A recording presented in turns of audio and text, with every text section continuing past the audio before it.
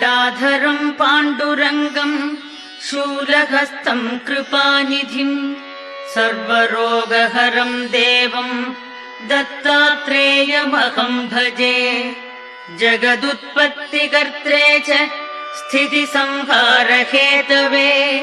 भवपाशविमुक्ताय दत्तात्रेय नमोऽस्तु ते।